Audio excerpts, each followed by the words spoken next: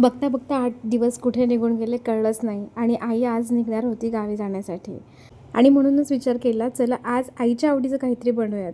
जी सतत आमच्या आवडी-निवडी जपते, आम्हाला काय हवं आहे, काय नको ते बघते ना, आज तिच्या आवडीचं काहीतरी स्पेशल होऊन जाऊ द्या.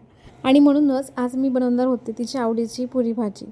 माझ्या आईला फार काही बाहेरच्या गोष्टी आवडत नाहीत आणि घरातलं साधंसुधं जेवण आवडतं. त्यातल्या त्यात तिला पुरी भाजी आवडते, म्हणून विचार केला आज तेच बनवूया. खरं तर आईला डायबिटीज आहे, त्यामुळं गोडधोड खायचा प्रश्नच नाही आहे.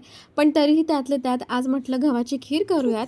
गहू थोडेसे मिक्सरमध्ये भरडून काढले होते आणि त्यानंतर ते कुकरला लावले. आता गूळ बारीक करण्यासाठी आहोंची मदत घेतली. हा मस्त ऑर्गॅनिक गूळ आहे, त्यामुळे छान काळा कलर आला होता. गुळाचा छान पाक झाला होता तयार आणि त्यानंतर ही गव्हाची भरड त्यामध्ये मिक्स केली. छानपैकी हटून घेतलं. त्यानंतर वरतून हवे तेवढे ड्रायफ्रूट्स घालून घ्यायचे आणि छानपैकी हटून त्याला परत एकदा गरम करून घेतलं. 10 मिनटं छान हटून झालं की आपली गव्हाची खीर रेडी असते. साईड बाय साईड इकडे पुऱ्या लाटायला घेऊन घेतल्या, कारण आई जाणार होती त्यामुळे आईला अगोदर जेवायला वाढायचं होतं. इथे बघा किती मस्त कलर आलाय गव्हाचा. छान गव्हाची खीर रेडी झाली होती. पण आणि मध्ये मध्येच कृष्णाला रडत होती, त्यामुळे तिलाही घ्यावं लागत होतं. आणि ते पहिल्यांदाच आहोंनी मस्त गव्हाची खीर एन्जॉय केली, तेही सासूबाईंच्या आग्रह खातर. आणि त्यानंतर मस्त गरमागरम पुऱ्या बनवायला घेतल्या.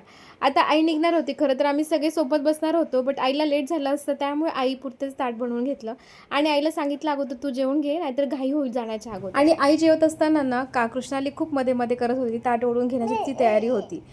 असो, आई गेली त्यानंतर कृष्णाली माझ्या मांडीवरच छानपैकी शांतपणे झोपून गेली होती. चला पुन्हा भेटूयात एका छानशा ब्लॉगमध्ये. तोपर्यंत बाय.